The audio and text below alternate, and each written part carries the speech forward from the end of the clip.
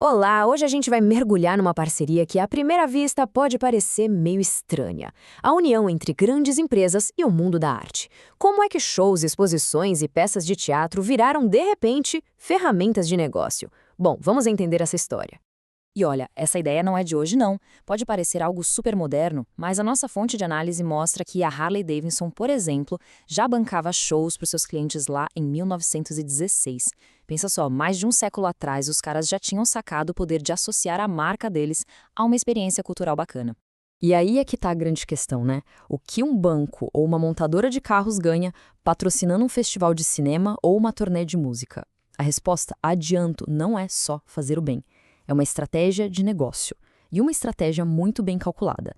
E para entender isso, a gente precisa voltar um pouquinho e ver como a própria ideia de marketing mudou da água para o vinho. A primeira peça desse quebra-cabeça é uma virada de chave gigantesca na filosofia das empresas. Elas pararam de olhar só para o próprio umbigo, quer dizer, só para os seus produtos, e começaram a prestar atenção em quem realmente importa, as pessoas que compram. O que esse slide mostra aqui é muito claro. Antigamente, marketing era basicamente gritar as qualidades de um produto para todo mundo ouvir, na TV, no rádio. Hoje a coisa é bem diferente. É sobre conversar com a comunidade certa, é entender as paixões, os valores, o estilo de vida dessas pessoas.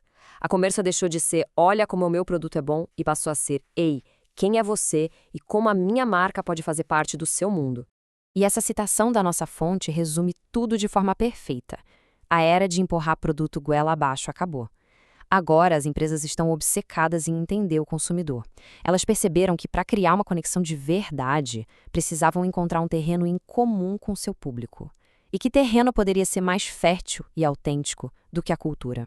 É exatamente nesse ponto de encontro, nessa necessidade de conexão, que surge uma disciplina completamente nova, uma verdadeira ponte entre o mundo corporativo e o universo criativo. Essa aí é a definição formal que a gente encontra na análise de Manuel Marcondes. Mas, traduzindo para o bom e velho português, o marketing cultural é basicamente usar a cultura como uma ferramenta de comunicação. É a empresa dizendo, nós também gostamos do que vocês gostam, a gente valoriza as mesmas coisas. Então, a grande sacada é essa aqui. Uma marca, de certa forma, pega emprestado o prestígio, a criatividade ou o ar de inovação de um evento cultural. Por exemplo, quando um banco patrocina um festival de cinema super inovador, ele não está só colocando o logo dele lá. Ele está, sutilmente, dizendo para o mundo que ele também é moderno, sofisticado, que ele também pensa à frente. É uma transferência de valores por associação, entende?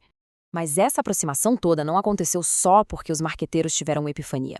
No Brasil, em particular, um fator econômico e político deu o empurrão que faltava para que as empresas subissem de vez no palco da cultura.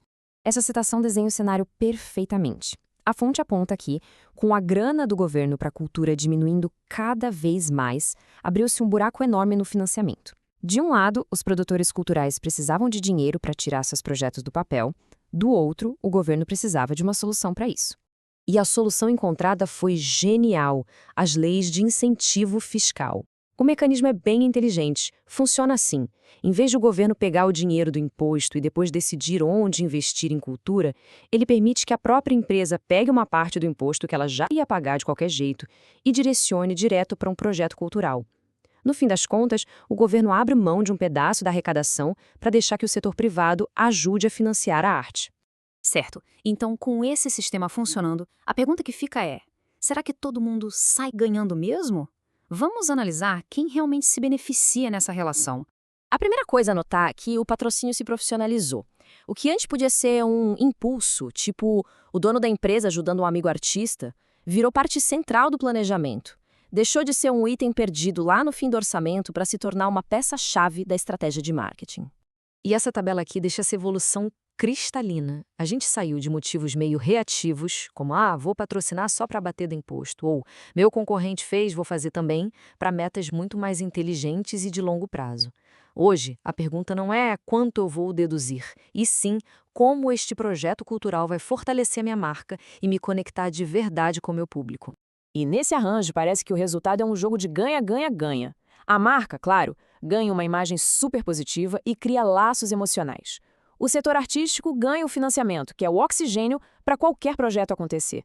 E no final da ponta, o público ganha acesso a mais shows, mais filmes, mais peças, mais cultura. Ok, a gente entendeu o passado e o presente, mas e o futuro? Para onde essa fusão entre capital e criatividade está caminhando? Qual será o próximo ato dessa peça? Para a gente ter uma noção da escala do que estamos falando, basta olhar para esse número que a fonte nos traz: 1,3 trilhão de dólares. É um número absurdo. Essa é a receita anual da indústria global do entretenimento. As marcas não estão só investindo em arte, elas estão se conectando a um dos mercados mais poderosos e influentes do planeta. A conclusão da nossa análise é que, apesar de todo esse crescimento e de todo esse dinheiro envolvido, o marketing cultural ainda é um campo relativamente novo, sabe? Ele ainda está se desenvolvendo. Novas leis surgem, as empresas ainda estão aprendendo a medir os resultados. Enfim, é um campo em plena evolução. Isso tudo nos deixa com uma reflexão final. Quando a lógica do mercado e a expressão artística andam tão de mãos dadas, quem é que define a pauta? A arte que a gente consome é um reflexo puro da criatividade ou ela está sendo cada vez mais moldada pelos objetivos estratégicos das marcas que a financiam? Uma boa pergunta para a gente continuar pensando.